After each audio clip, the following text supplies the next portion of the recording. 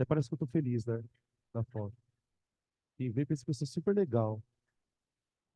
Uma simpatia, né? Só que não. Só que não. Gente, modelos atômicos. A nossa frente 2. Na semana, é, na primeira semana de aula, a gente começou a trabalhar nessa frente 2, que seria a nossa aula de quinta-feira, a parte de modelos atômicos. Se vocês olharem no material de vocês, a aula de modelos atômicos, o conteúdo de modelos atômicos, ele está dividido em três aulas. Três aulas. Só para situar onde a gente está nesse exato momento. Nós estamos na teoria da aula 1 ainda. Nós já passamos pelo modelo de Dalton, modelo de Thomson, Rutherford. E no finalzinho da aula, a gente estava começando a trabalhar o modelo de Bohr. Tá bem? Então é basicamente daí que a gente vai começar. Modelos atômicos. Eu vou fazer o seguinte: por uma questão da- por uma questão de deixar o conteúdo relativamente didático, eu vou desenvolver na aula de hoje, eu vou terminar a teoria da aula 1 e vou desenvolver a teoria da aula 2, tá? De uma vez só. A gente termina a aula 1 e 2 teoria, e aí a gente começa a fazer os exercícios depois, beleza? Como a gente tem uma terceira aula de modelos atômicos, a gente está tudo sob controle em relação à previsão de prazos, tá? Então a gente está na aula 1, continuação. É página 18, acho que é isso. Página 18. Na verdade, é lá no finalzinho da página 18 já. Página 18. Que ele fala modelo atômico de Rutherford Bohr. A gente chama de modelo de Bohr. Modelo de Bohr, tá? Aí, terminando o modelo de Bohr, a gente já entra na aula 2, que é meio que consequência, tá? Eu vou trabalhar a aula 3 separada mesmo, porque aí é o modelo quântico, números quânticos, aí a coisa fica um pouco mais delicada. Bom, o que que a gente estava fazendo na primeira aula de atomística, né? Esse assunto a gente chama de atomística. Tudo que envolve estrutura do átomo, eu vou chamar de atomística. A gente está pensando alguns momentos históricos, falando de algumas experiências, alguns experimentos, que de uma forma direta ou indireta contribuíram para a gente construir a ideia de átomo que a gente tem hoje. Que é essa ideia do átomo de partículas, né? Quando você fala em próton, nêutron, elétron, eletrosfera, núcleo, órbita, todos esses conceitos foram construídos a partir de alguns modelos. O modelo de Bohr, ele é um modelo muito significativo para a química, porque ele é considerado para os químicos um divisor de águas. O que que eu quero dizer com isso? Pela primeira vez na história da química, a gente começa a usar conceitos quânticos para explicar o átomo. Né? Para quem nunca ouviu, certamente vocês já devem ter ouvido falar da mecânica quântica, da física quântica. A física quântica, ela é uma área da física que começou a ser desenvolvida no final do século XIX, lá para meados de 1890, e ela atinge o seu apogeu, digamos assim, já em 1920. Que aí a quântica passa a ser usada tanto na física como na química. Dentro da química, o pioneiro, vamos dizer assim, que traz os conceitos de quântica para a química é o Bohr. Por isso a gente fala do modelo dele. O modelo que a gente tem hoje de átomo, ele é um modelo muito baseado na mecânica quântica, onde o elétron já não é mais uma partícula. Na mecânica quântica, já mais para cá, né, para os dias atuais, que são os modelos atômicos vigentes, o elétron ele vai ser descrito não a partir de uma massa, não a partir de uma posição. Quando você fala que o elétron tem uma massa, quando você fala que o elétron tem uma posição, quando você fala que o elétron tem uma velocidade em volta do núcleo, você está admitindo que o elétron é uma partícula, ok? Na mecânica quântica, a história é um pouco diferente. Para nós, o elétron na mecânica quântica ele é uma onda. Então, eu vou descrever uma onda a partir de outros atributos, como frequência, amplitude, comprimento de onda e uma série de outras coisas malucas, tá? Então, o modelo de Bohr ele meio que abre as portas para essa perspectiva. Lembra que eu tinha comentado com vocês que o modelo de Bohr ele trabalha em cima de dois problemas, questões. Questões. O modelo de Bohr, pelo menos são essas as questões que a gente usa para poder entender o modelo. O modelo de Bohr ele vem da sequência de Rutherford. E no modelo de Rutherford, a gente enxerga o átomo como um sistema solar. Todo mundo já deve ter visto essa analogia, né? O átomo planetário, digamos assim. Então você tem uma estrutura central, que seria o núcleo, e em volta desse núcleo existiriam os elétrons dispersos ali orbitando. Só que quando a física, isso é o final da aula passada, tá? Quando a física foi fazer cálculos, ela percebeu uma coisa muito estranha. Ela percebeu que para o elétron orbitar ao redor do núcleo, ele precisaria ter uma velocidade incompatível com a física. Uma velocidade que seria impossível de um corpo atingir naquelas circunstâncias. Então você já deve ter ouvido em aula de química o professor dizendo assim: o modelo de Rutherford não respondia por que o elétron não cai no núcleo. E é verdade, porque para o elétron não cair no núcleo, ele precisaria estar numa velocidade muito alta. Então o Bohr, ele parte de duas questões. A primeira é como explicar a órbita a partir de Rutherford. Ele vai falar muito sobre isso, o Bohr. Então, essa é a primeira questão que o modelo vai tentar explicar.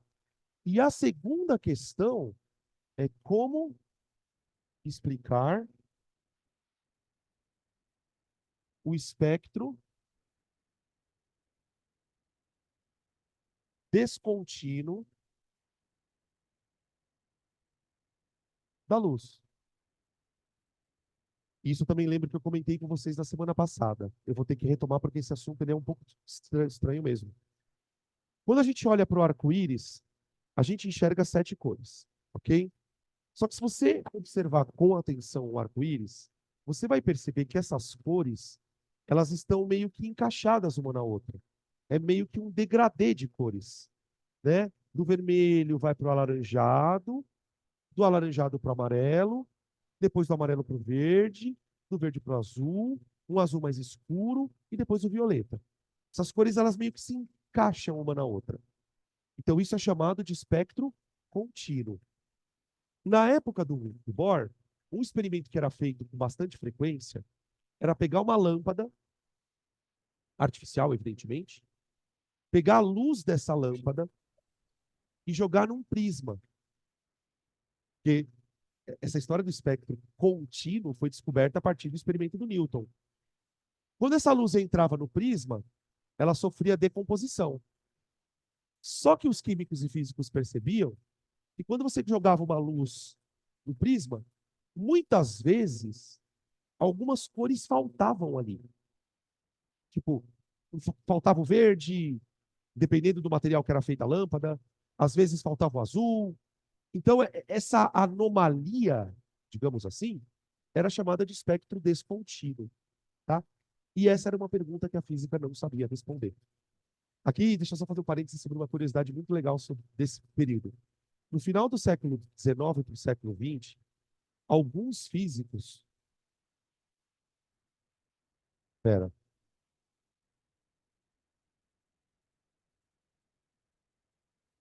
sério que aconteceu isso? O que desconectou, gente? Peraí.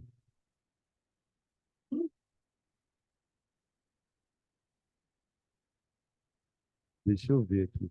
Não, o pior é que está funcionando aqui, aparentemente. É? Pessoal de casa, vocês podem falar alguma coisa aí para mim?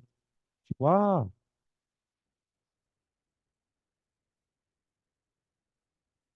Eu acho que foi combinado, né? Eu tô com todas as janelas abertas aqui. Já aconteceu isso na Aldeloy? Já. Mas o que que ele fez? Ele continuou dando aula? Ele fez o quê? Peraí, gente. Peraí. Ah, não, olha lá. Tá aí, tá vivo, ó. Tá vivo. É a TV. O problema é a TV só. Vamos continuar. O que que eu tava falando? Dos físicos. Os físicos no final do século XIX, começo do século XX, tinham plena consciência, ou pelo menos era o papo que rolava entre os físicos não tem mais nada para ser descoberto. Os caras já tinham descoberto o eletromagnetismo, as leis de Newton já estavam todas consolidadas, eu já consegui explicar movimento de planeta. Aparentemente a física, os caras tinham zerado a física. Isso já no final do século XIX. Essa pergunta surgiu no começo do século XX. E essa pergunta era uma pergunta bem desconfortável para os físicos, porque aparentemente isso é uma pergunta bastante idiota. Por que que se eu pego a luz de uma lâmpada, jogo num prisma, não sai o arco-íris inteiro? E foi nesse contexto que a mecânica quântica surgiu, tá?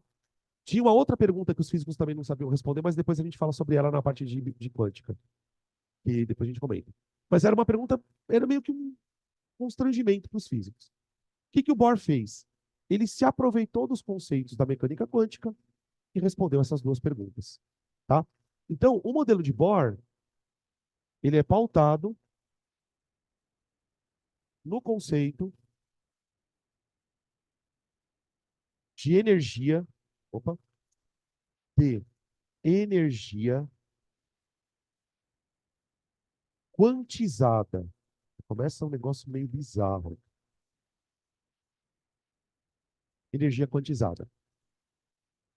Esse é o primeiro conceito que a mecânica quântica traz, e é daí que vem a palavra quântico. Para você entender o que é energia quantizada, vamos imaginar uma situação. Imagina que você tem uma régua toda graduada em centímetros. 1 centímetro, 2 centímetros, 3 centímetros. Nós sabemos, porque a gente estuda matemática, que entre o número um e o número 2 existem quantos números? Infinitos. Vai depender de quantas casas você queira colocar, certo? Então, o nosso sistema de numeração, ele não é quantizado, ele é contínuo.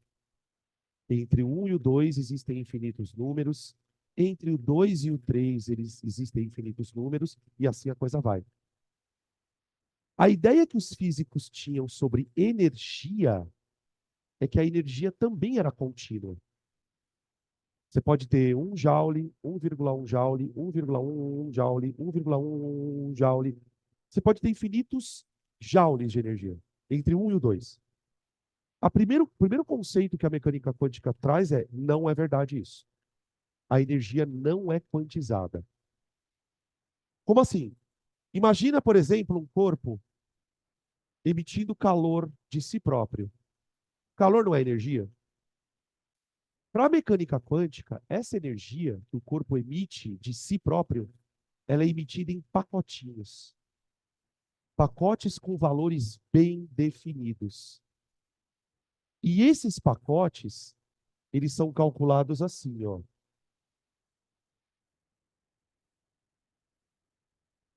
Essa é a primeira fórmula que a mecânica quântica traz. A energia é igual a um número multiplicado por outro número. Este número aqui, ó, H, ele é chamado de constante de Planck. Meu Deus. Ele é uma constante, é um número, tá? Eu não vou falar quanto ele vale agora porque não precisa. Mas se ele é uma constante, ele é um número, tá? Esse número aqui é a frequência de uma onda.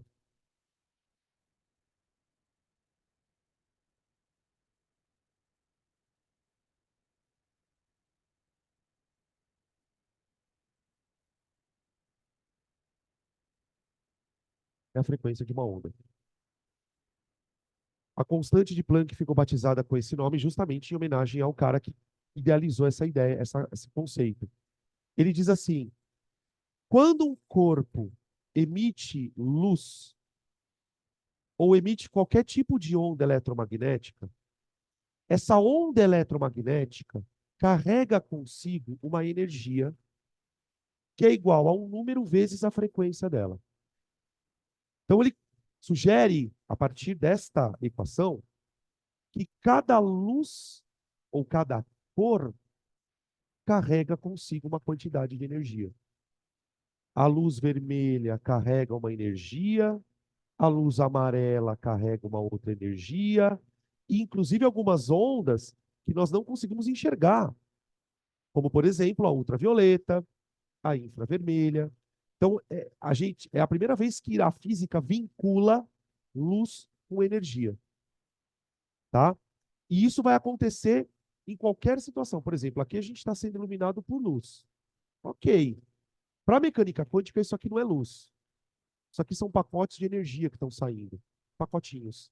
Pacotinho de energia da cor azul, pacotinho de energia da cor verde, pacotinho de energia e assim por diante, tá? Beleza. Ok. O que que o Bohr faz? Ele pega isso aqui e aplica no átomo. Então, tudo que a gente vai falar sobre o modelo de Bohr vai ser baseado nessa equaçãozinha aqui, tá? Então, vamos para os postulados. Postulados. Primeiro postulado. A energia do elétron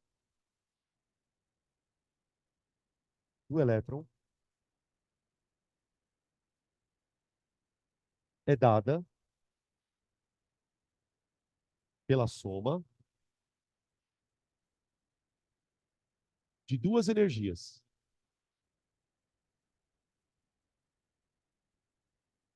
Não sei se vocês lembram que na semana passada a gente falou muito sobre, no modelo de Rutherford, a gente fala muito sobre a questão de que o átomo é vazio, mas tem uma região chamada núcleo. O modelo de Bohr, ele praticamente fala da eletrosfera. Tudo que se fala no modelo de Bohr é eletrosfera, órbita e por aí afora. Ele vai dizer assim, olha, cada elétron de um átomo tem uma energia própria. E essa energia, ela é uma soma de duas: energia cinética mais energia potencial.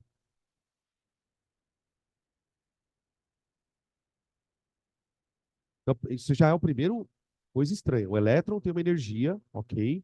E essa energia seria resultado de duas energias, uma chamada de cinética e uma de potencial. Essa energia cinética, ela está associada à velocidade do elétron.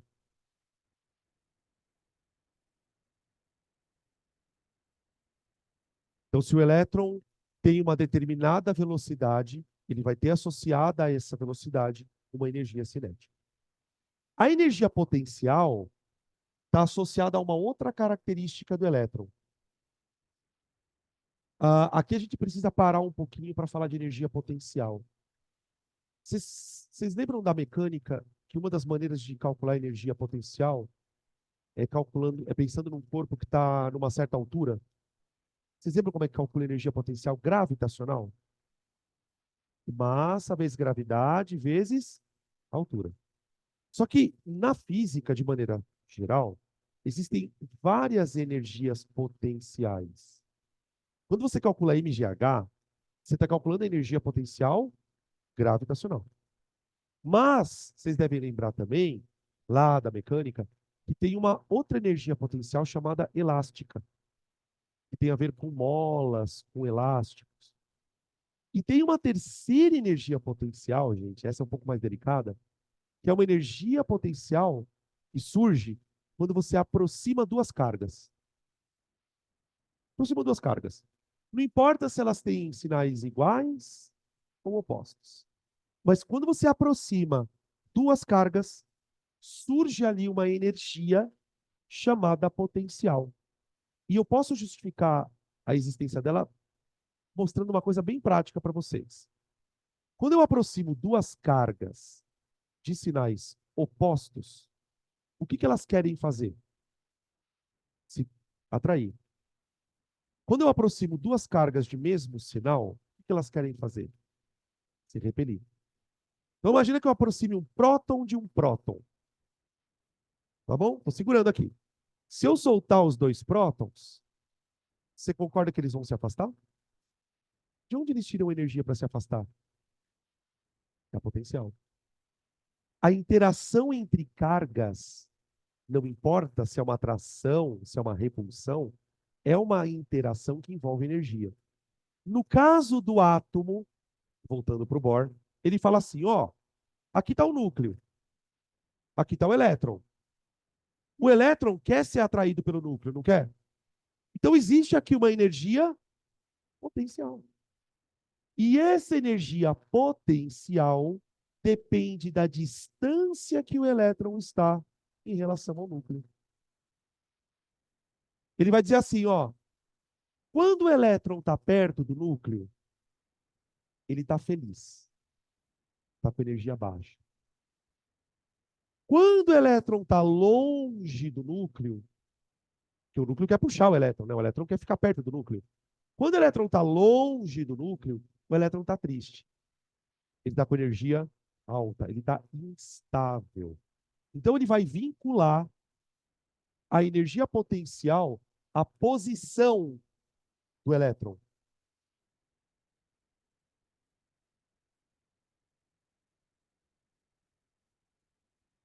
E só um parênteses, tá? Tudo isso ele mostrou em cálculos. Ele calculou isso. Só que ele calculou para o átomo mais simples que existe, que é o hidrogênio, que é um átomo formado por um próton e um elétron. Tanto é que se você pegar um livro de química, provavelmente você vai ver assim, um pouco mais avançado, ele vai falar modelo de Bohr para o átomo de hidrogênio. Porque ele consegue fazer essas contas e essas contas são extremamente consistentes com as experiências que depois os caras vão fazer. Então, por isso que o modelo é famoso, tá? Então, o elétron tem uma energia dada pela soma de cinética e potencial. A gente não vai calcular. Segundo postulado, a energia do elétron é zero. Aliás, a energia do elétron é constante. A energia do elétron é constante. Ele vai dizer que essa energia ela é sempre o mesmo valor. Sempre o mesmo valor. E aí começam as consequências dessas coisas todas.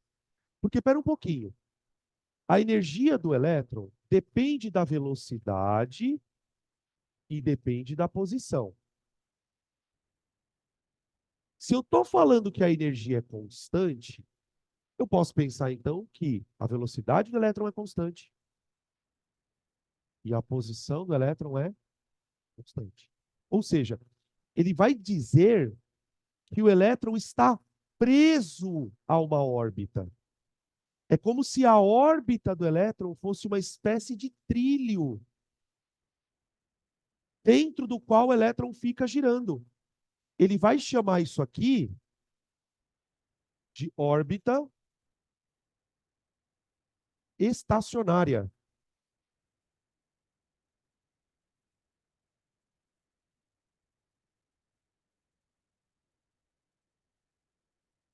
Tudo bem? Ele está preso ali. Outra coisa que ele fala: o elétron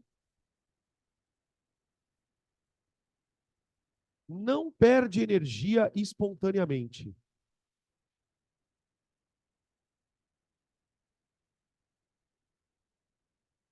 Espontaneamente.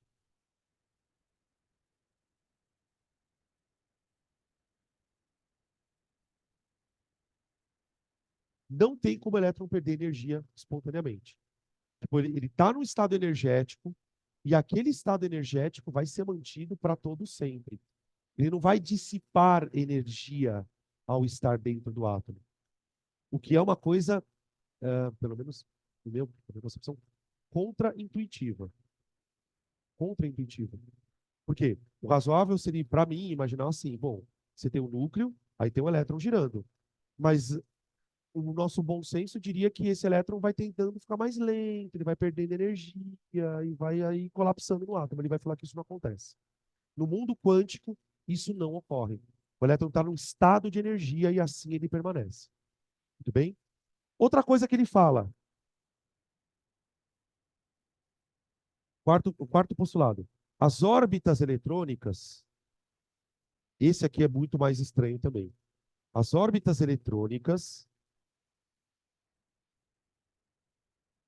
são quantizadas. Quantizadas. A melhor maneira de entender o que é uma órbita quantizada é meio que fazer um desenho. Eu acho que não dá para ficar muito viajando e falando coisas. Imagine o seguinte, ó. Imagina que você tem um átomo formado por um núcleo,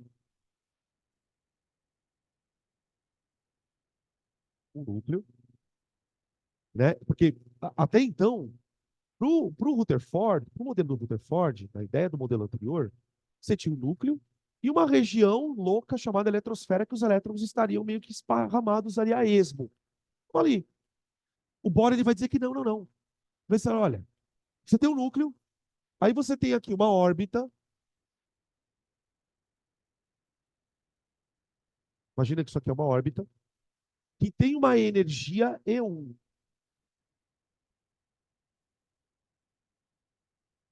Só vou dar um exemplo, porque fica muito abstrato.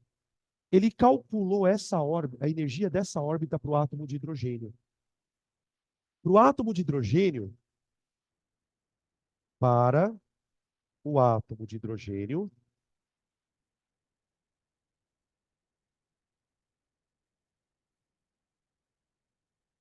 E1 é igual a menos 13,6 eV. Dependendo do vestibular que você for prestar, se você já fez algum exercício desse assunto mais aprofundado, você já deve ter visto que esse número é bem famoso. Essa aqui é a energia do elétron que está na órbita do átomo de hidrogênio. Uma coisa que já chama a atenção nessa coisa é que a energia é negativa. Se a gente vai discutir eletrostática, como pode uma energia ser negativa? Mas ela pode. Outra coisa, EV. Alguém já ouviu falar dessa unidade de energia? Quando eu penso em energia, normalmente eu penso em que unidade? Joule. Joule. Tem uma outra famosa também. Coulomb é carga. Caloria. Caloria é energia. E tem uma unidade maldita chamada elétron-volt. Um elétron-volt é igual a 1,6 10 a menos 19 joules.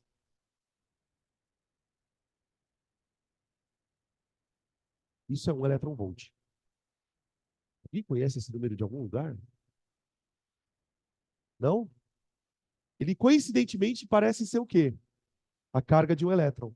Mas não é. O valor é o mesmo, mas não é a carga. É um valor de uma energia.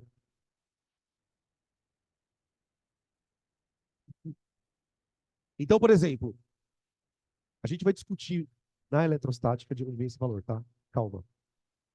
Então, a energia do elétron lá no hidrogênio é 13,6 vezes essa birosca. Percebe que é uma energia minúscula? Porque é um elétron. Tá, beleza. A energia, as órbitas são quantizadas. Aí o Bohr vai dizer assim, olha, quando o elétron está nessa órbita, ele tem essa energia. Mas existe uma outra órbita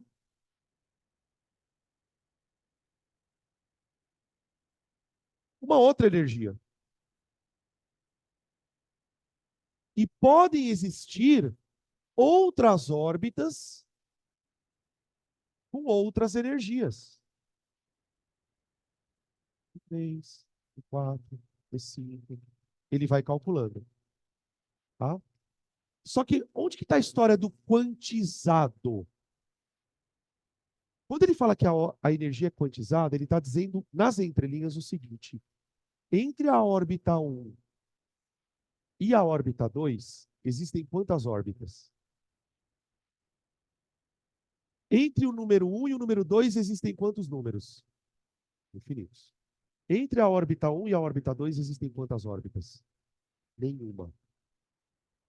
Entenderam a diferença de uma coisa contínua para uma coisa quantizada? Uma coisa quantizada é uma coisa em que não existe infinitos números entre um e outro. Talvez você já tenha ouvido algum professor de química dizer que o Bohr falava que existiam órbitas permitidas e órbitas proibidas. Então, tipo, o elétron aqui tem uma energia, aqui tem uma energia. Não existe a mínima possibilidade do elétron ter uma energia intermediária entre as duas. Porque as órbitas são quantizadas. E, tipo, ninguém sabe explicar por que isso é assim. Ninguém sabe.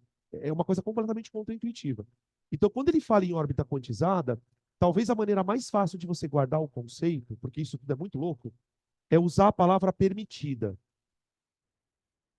Não está muito certo, mas para a gente tá e foda-se. Porque ou ele está na órbita 1, ou ele está na órbita 2, ele não pode estar no meio. Acabou. Tá aí. Outra coisa importante, a energia cresce no sentido de dentro para fora do núcleo.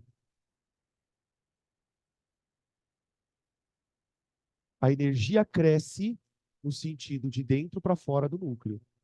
Então, o elétron que está nessa órbita, ele tem uma energia pequena. Caso esse elétron estivesse numa órbita E2, a energia dele seria certamente maior que E1. Caso ele estivesse na órbita E3, a energia certamente seria maior que E2. Aqui é o embrião daquela maldição. 1s2, 2s2, 2p6. Não sei se vocês lembram, quando você faz o diagrama de Pauling, que o último elétron que você põe, você coloca ele num tal de subnível de maior energia. É daqui que vem isso. O diagrama de Linus-Pauling é o modelo de Bohr para criança. Tipo, você está fazendo uma coisa sem pensar. Você está colocando os elétrons de acordo com a energia. Aí você fala assim, tá bom, Danilo, mas e se eu soltar um elétron dentro do átomo? Imagina que o átomo está sem elétron ali, está pelado. Aí eu vou pegar um elétron e jogar. Ele vai entrar na órbita E1, E2 ou E3? Onde ele entra? É um evento ao acaso? O Bohr vai dizer que não. O Bohr vai dizer que os elétrons eles têm uma tendência natural. E a tendência do elétron é ocupar a órbita de menor energia possível. Do mesmo jeito que a água só cai para baixo, o elétron tem uma tendência de estar nas órbitas de menor energia. Então vamos colocar aqui, ó. Quinto postulado. Os elétrons tendem a ocupar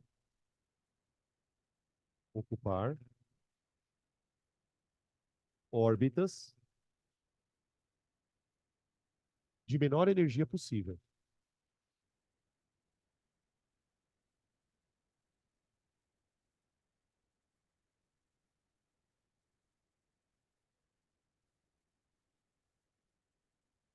Você quer ver como você aplica isso sem pensar? Quando você vai usar o diagrama de Linus-Pauling, por que que você sempre começa o diagrama pelo 1s? Porque o 1s é uma órbita. E aquela órbita tem a menor energia possível. Ah, mas professor, se o átomo tiver, sei lá, 20 elétrons, aí não dá para todo mundo estar na mesma órbita. Se eu tenho 20 elétrons, o primeiro elétron está na primeira órbita de energia baixa, o segundo elétron está na mais baixa depois da primeira. Existe uma ordem energética. Claro que o hidrogênio, se a gente voltar a falar de hidrogênio como um átomo, tá, beleza? O elétron dele está onde? Na primeira órbita. Então, Se eu pudesse resumir tudo isso de uma forma bem simples, eu diria assim: para Bohr, o elétron tem energia, está preso numa órbita, essa energia não muda e ele gosta de ficar o mais perto do núcleo possível. Veja se faz sentido tudo isso que eu estou falando. Ó, se a energia cresce de dentro para fora e o elétron gosta de ficar onde tem menos energia possível, qual é o lugar preferido do elétron?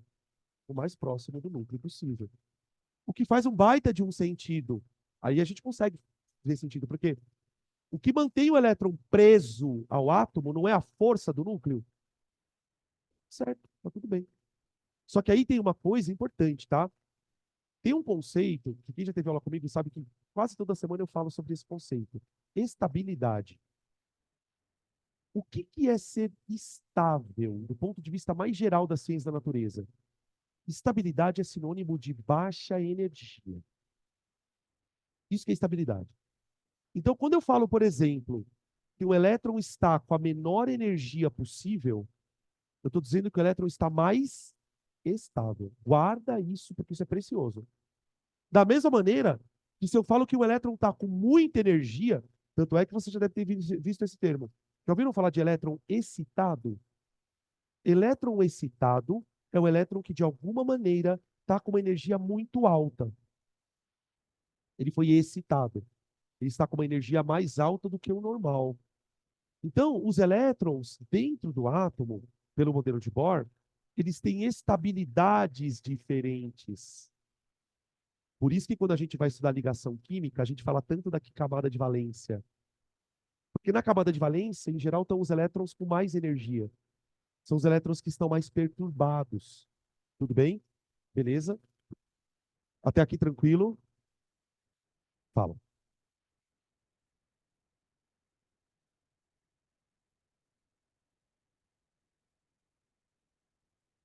Isso, então. A palavra estacionária talvez seja o problema. Estacionário não quer dizer estacionado.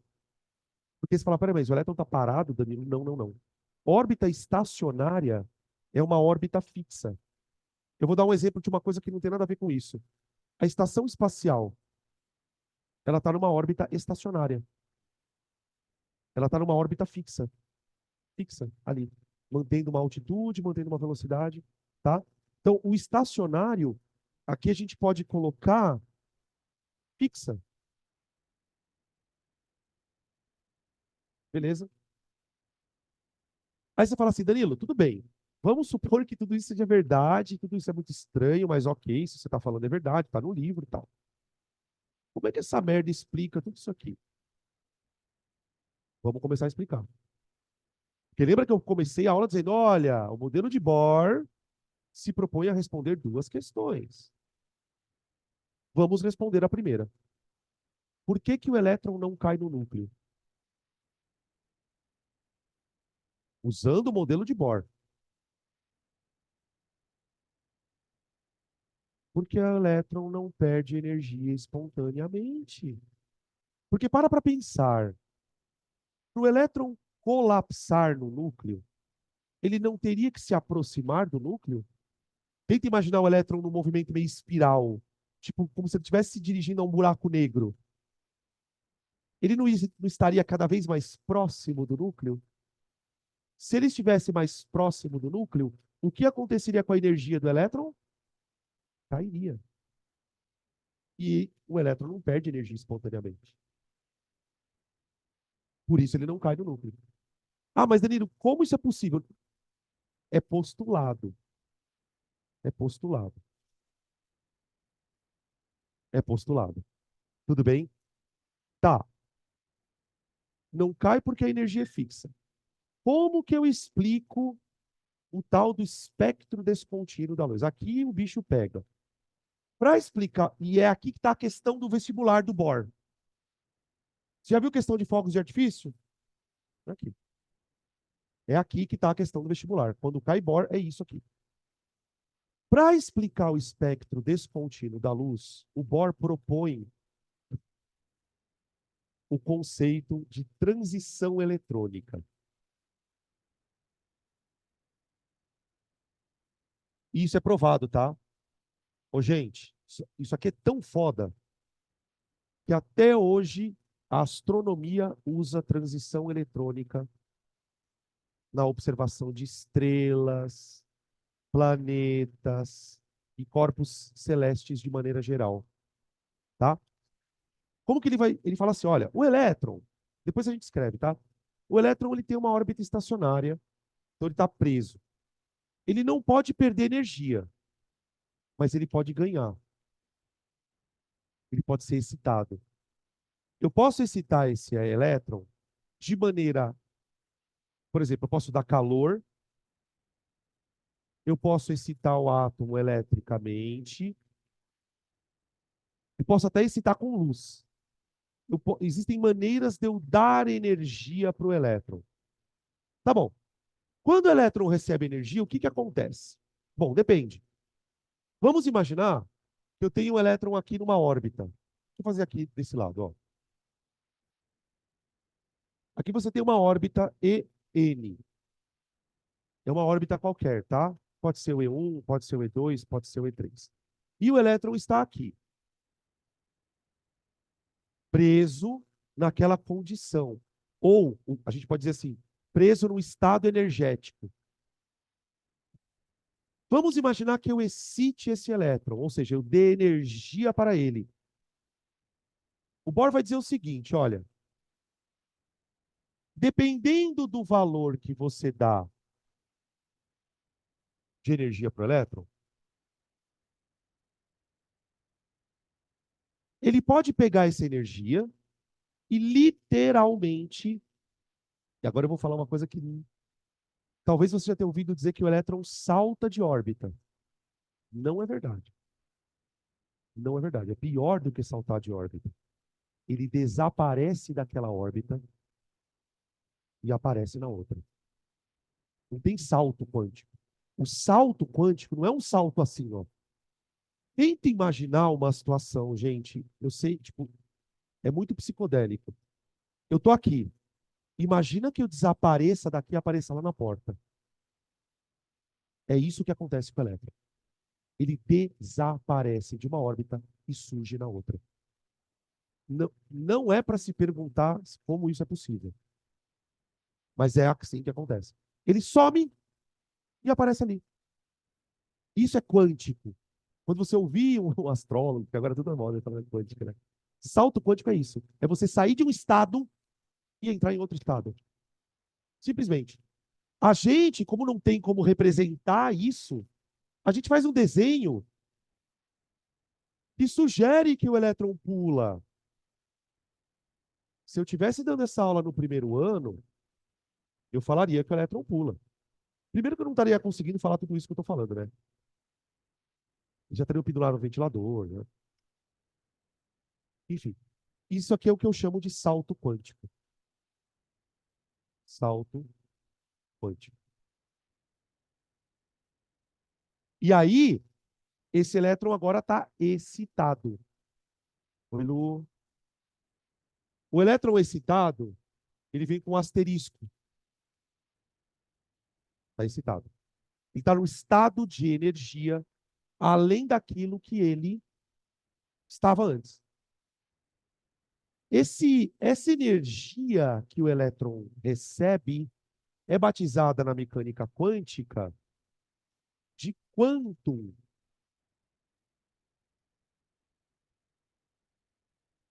do latim quantum, que significa quantidade fixa, pacote. Quanto vale esse quantum? Aí depende. Depende. Por exemplo, se eu iluminar o átomo com uma luz vermelha, pode ser que essa luz vermelha excite o elétron. Aí é uma energia específica. Se eu iluminar o átomo, eu estou falando de iluminar porque pode ser outras coisas, tá? É porque eu não sei se vocês lembram da ótica, gente, que frequência para onda eletromagnética é sinônimo de cor, não é? Vermelho, verde, azul, amarelo são frequências. Então, cada frequência de onda tem uma energia específica. Então, eu posso excitar o elétron dando esse quantum para ele. Claro que, se eu der um quantum maior, ele pode saltar para uma outra órbita. Não sei se vocês lembram da aula de tabela periódica. Tem uma tal de energia de ionização. Alguém lembra o que que é isso? Energia de ionização. Não? Energia de ionização é a energia necessária para você arrancar o elétron de um átomo. Isso é energia de ionização. Agora, veja como faz sentido. Eu dou um quantum para o elétron. Ele pula para uma órbita. Se eu der um quantum maior, ele pula para uma órbita mais externa. Se eu der um quantum maior, ele pula para uma outra. Mano, vai chegar uma hora que o quantum que eu vou dar para ele é tão grande que eu faço o quê com o elétron? Ah, se você der um quantão para ele, você arranca o elétron do átomo. Ele faz uma órbita, ele vai para uma transição para um penhasco. Volta mais. Isso é energia de ionização. Tá? Guarda esse conceito, porque quando a gente fala de tabela periódica, eu vou voltar a falar sobre isso. Aí ele fala assim: tá bom, só que o elétron está excitado. Mas, Danilo, aí ele está violando o próprio postulado dele. Cadê o próprio postulado dele? Aqui. Ele está violando o quinto postulado dele. Quando ele fala que o elétron salta, ele está violando. Não, ele não viola. É aí que vem a loucura. Fala assim: olha, quando o elétron está excitado, ele não está no estado natural. Se ele não está no estado natural, adivinha o que ele vai fazer agora? Ele quer voltar para o estado natural. Então, ele é uma transição. Ele vai, no sentido de desaparece, aparece aqui. Quando ele percebe que ele está com energia alta, o que, que ele faz? E volta. E volta. E volta. Ô, gente, quando o elétron está no estado de energia baixa, ele está no estado fundamental.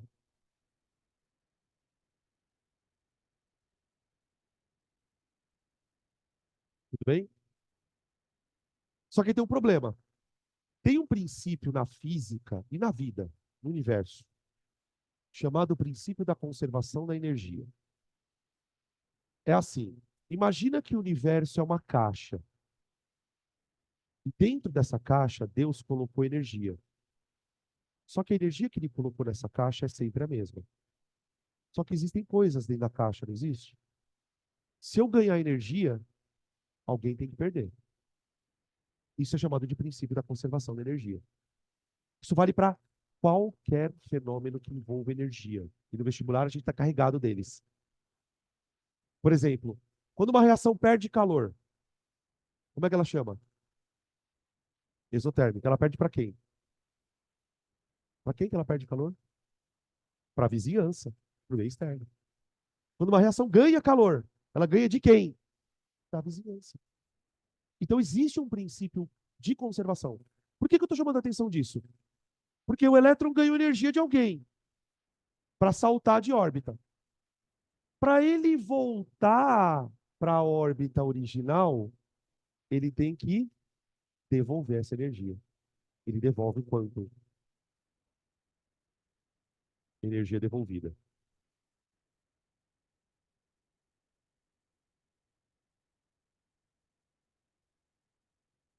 E o que é mais maluco é que não importa como ele recebeu.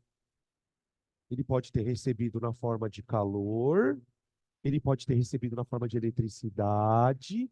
Dane-se. Na hora que ele devolver, ele sempre devolve na forma de onda eletromagnética. Devolvida na forma de onda eletromagnética.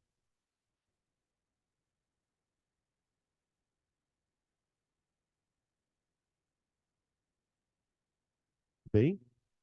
Agora para, respira e acredita que tudo isso é verdade.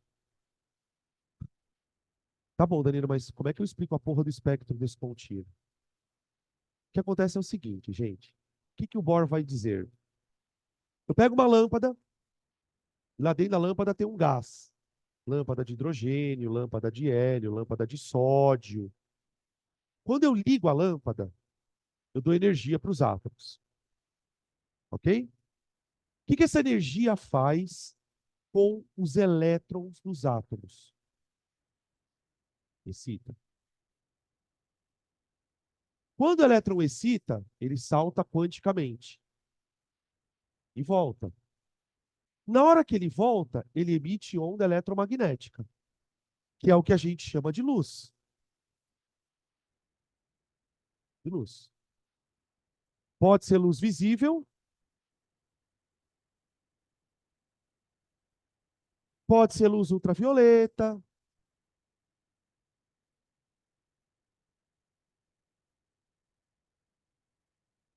pode ser infravermelho,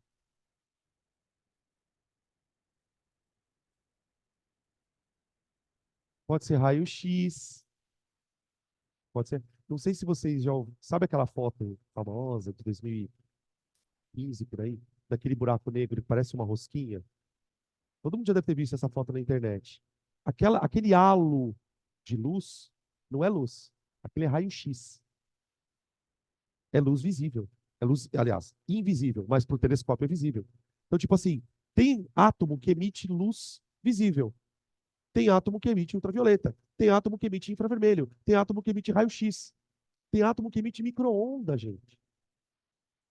O que acontece? Por que quando você pega a luz emitida pelos átomos e joga no prisma, por que algumas cores não aparecem? Porque o Bohr vai dizer que cada elétron faz uma transição. Exemplo, vamos imaginar que o elétron vá da energia 1 para 2. Quando ele volta da 2 para 1, ele emite luz vermelha. Se um outro átomo for de uma órbita 1 para 3 e da 3 para 1, ele vai emitir um outro quantum. É uma outra cor.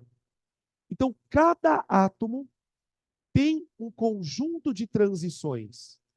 O hidrogênio vai ter um tipo de transição, o sódio vai ter um tipo de transição. Então, o espectro descontínuo, ele é explicado por quê? Porque os átomos exibem transições específicas. Cada átomo faz um tipo de transição, tá? E aí o que ele faz, né? Tipo, loucamente, ele pega o hidrogênio, faz uma lâmpada com hidrogênio, pega a luz dessa lâmpada, joga no prisma e vê quais são as cores. E pelas cores, ele prevê que tipo de transição o elétron está fazendo. Ó, se a lâmpada emitiu luz azul, é porque o elétron fez uma transição da 1 para 3. Ó, se a lâmpada tem luz vermelha, é porque o elétron emitiu da 1, fez uma transição da 1 para 2. Ele associa a cada cor uma transição, a cada cor uma transição, a cada cor uma transição. E ele propõe isso na forma de equações matemáticas. Para o átomo de hidrogênio funciona maravilhosamente bem. Para outros átomos isso já teve problema. Quais são as aplicações práticas disso aqui?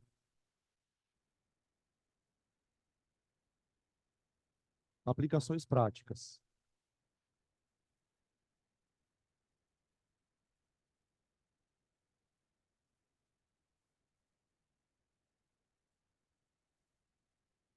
Detecção da composição química de planetas a partir da luz emitida. Então, tipo assim, se aponta um telescópio para um planeta, o telescópio pode estar aqui na Terra ou pode ser um telescópio que está orbitando, tipo Hubble, James Webb. Se aponta o telescópio para o planeta vai mandar luz para o telescópio. Essa luz vai ter cor, não vai?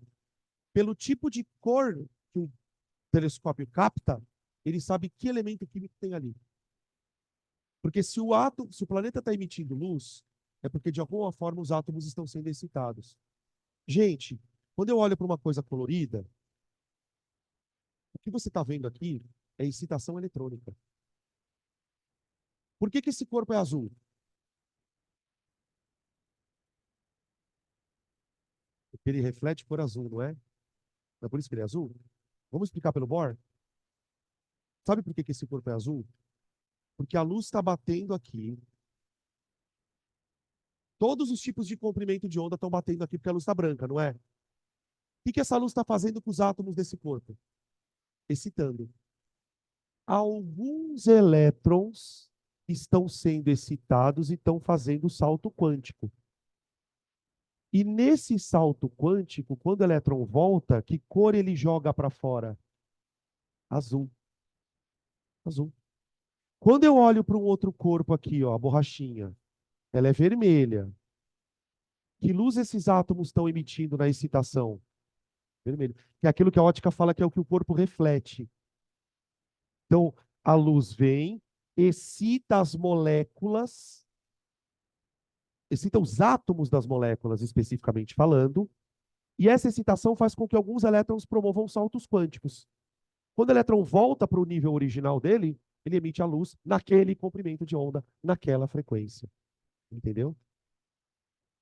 Só mais uma coisa. Por que a minha camiseta é preta? Não está rolando transição eletrônica aqui. Eu não estou emitindo luz. Por que eu não estou emitindo luz? Está absorvendo tudo. Entenderam agora, do ponto de vista químico, o que é essa história de absorve e reflete? Tá? Calma. Fala, você tinha levantado a mão. Raramente. Não. A mesma pode. É porque, assim, por exemplo, quando você pega uma lâmpada de sódio, essas lâmpadas de iluminação pública, você vê que ela é meio amarelada. Se você, então, assim, é um laranja amarelado, um negócio meio estranho. Se você pegar aquilo e jogar num prisma, ele vai decompor. Então, pode ser que aquilo que você enxergue como amarelado tenha um comprimento amarelo, tem um comprimento laranja. Então, pode acontecer, por exemplo, de dois elementos terem nos seus espectros o amarelo. Mas, você pode ter certeza absoluta, não são idênticos os espectros. Pode ser que um elemento emita amarelo e verde, o outro emita amarelo e azul. Se dois espectros são iguais, o que isso quer dizer? É o mesmo elemento.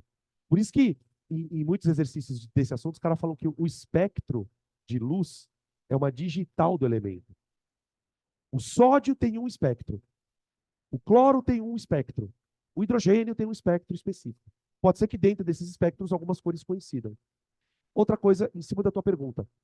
Quanto mais elétrons tem o átomo, mais cores você vê no espectro. Por quê? Porque é mais transição eletrônica acontecendo.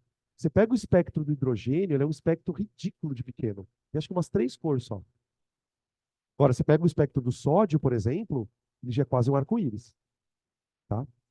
Quem tinha levantado a mão também fala.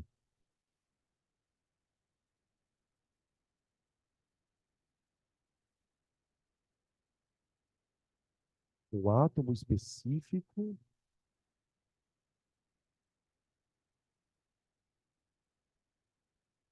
Para cada transição é um tipo de onda. Na verdade, assim, quando você fala um tipo de onda eletromagnética, você está querendo dizer o quê? Porque para mim, onda eletromagnética é onda eletromagnética. O que diferencia uma da outra? A frequência. Então, por exemplo, só para te dar um exemplo. O hidrogênio emite onda ultravioleta, mas também emite azul. Tudo é onda, mas emite.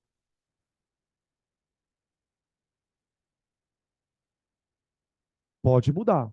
Para cada elétron tem uma frequência associada a essa emissão. Tá? Por isso que eu falei que quanto mais elétrons tem no átomo, mais linhas no espectro você tem, mais cores emitidas ele vai fazer. Tá? Beleza? Vamos.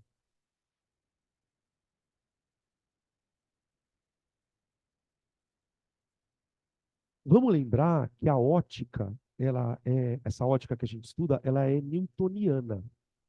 Ela é uma mecânica newtoniana. E eu não sei se vocês sabem, quem que descobriu a decomposição da luz? O Newton. Como é que ele explicou aquilo? Ele explicou que a luz era feita de partículas. Para o Newton, luz é partícula. Aí você fala assim, ah, mas o cara é um imbecil. Porque eu aprendi na escola que luz é onda. Pois é.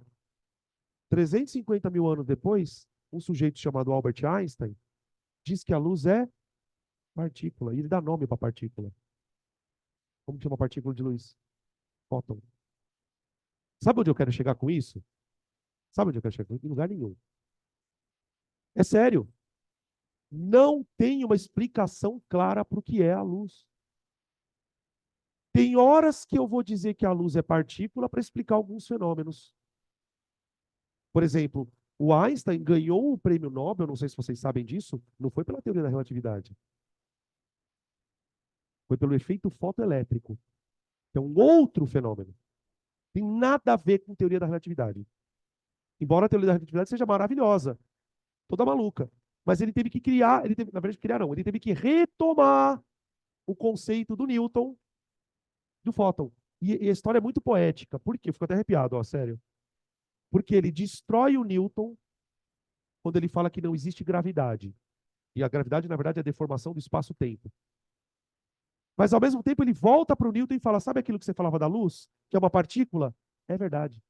É surreal. Então, é importante entender o seguinte.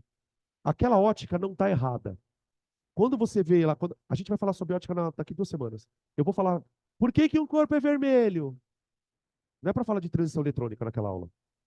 Quando eu falar que por que um corpo é vermelho, o que você vai responder? Porque ele reflete o vermelho. Porque ali é uma explicação newtoniana e ela está certa para explicar aquilo. Aqui eu não posso falar aquilo.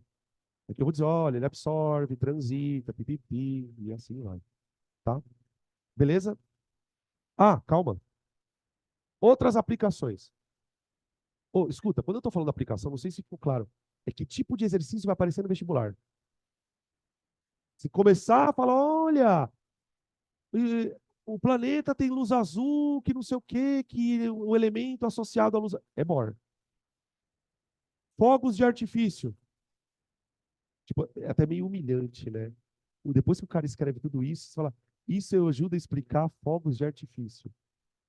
Na verdade, a cor, né?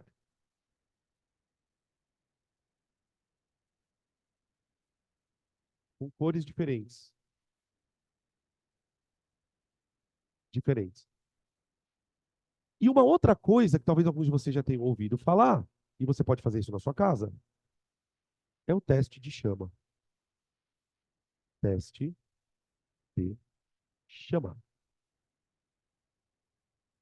O teste de chama, gente, é um experimento super simples que você faz em qualquer ambiente, desde que você tenha fogo e sal. Sal. Pode ser o sal de cozinha, pode ser algum outro tipo de sal, tá? O que você faz? Você pega um. Geralmente a gente faz no laboratório com uma haste de metal. Pega uma haste de metal, mergulha no sal. Encosta no sal, vem uns grãozinhos de sal. Você encosta o sal no fogo e vê a cor da chama. Porque o fogo que a gente usa no laboratório, em casa, ele tem uma cor azulada, não é? Que é o metano ou butano no gás de cozinha, enfim. Tá.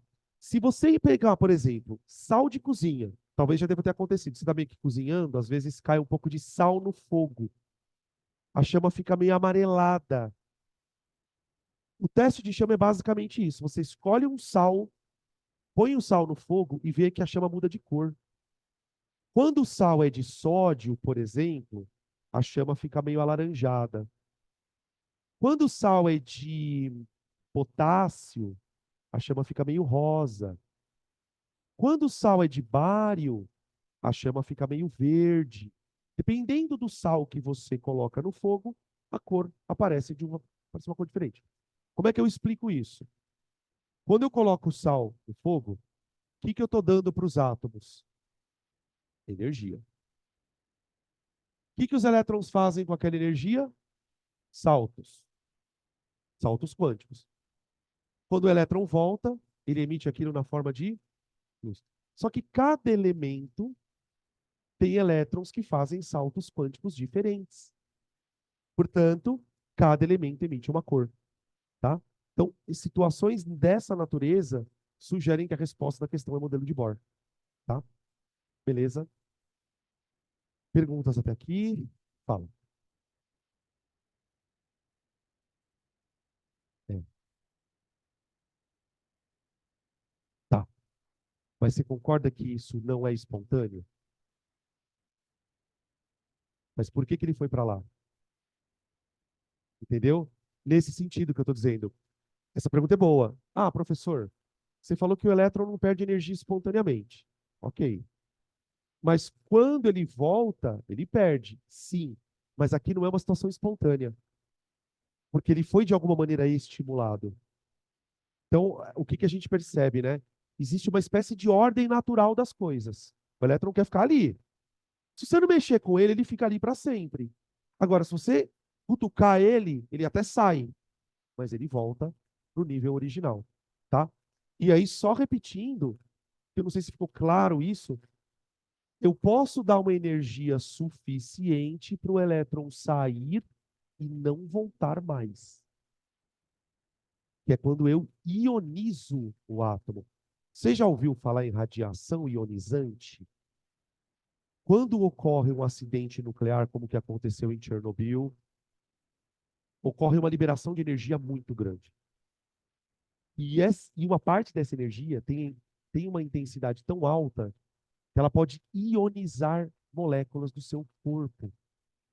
Ela é chamada de radiação ionizante por causa disso. Então, por exemplo, se nosso corpo está cheio de DNA, que é o que comanda nossas células. O DNA está cheio de elétron. Se a radiação entra no seu corpo e começa a arrancar elétron do seu DNA, ela vai causar mutações irreparáveis nas células.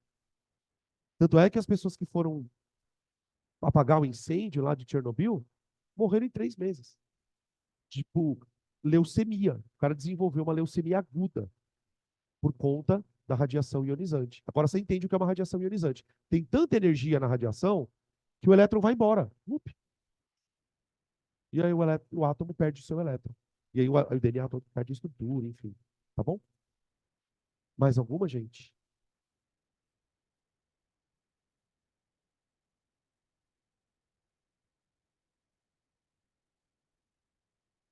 Exato. Vou repetir essa frase.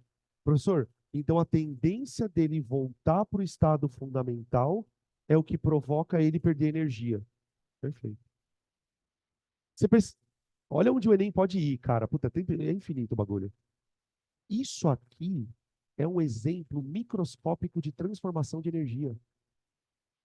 Eu posso excitar com calor e ganhar o quê? Luz. Eu posso excitar com eletricidade e ganhar luz. Eu sempre ganho luz. Pode ser visível ou não, mas é tecnicamente luz. Eu posso excitar de. Você quer ver um exemplo tosco? Mas muito tosco. Às vezes, quando você atrita dois corpos, não sai faísca? Aqui, aqui. Sabe como chama isso? Atritar e sair faísca? Triboluminescência. Triboluminescência. Você excita, aquela excitação provoca algumas transições eletrônicas ali, só que você está excitando mecanicamente, né? E aquilo solta luz. Simplesmente solta luz. Tá bom? Mais alguma?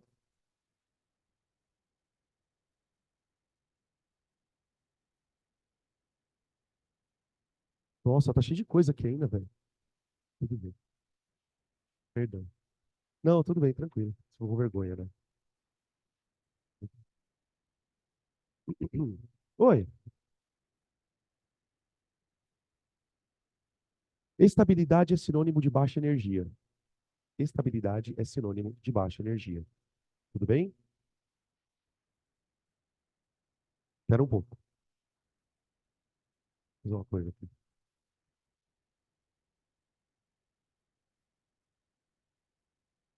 Calma. Respira.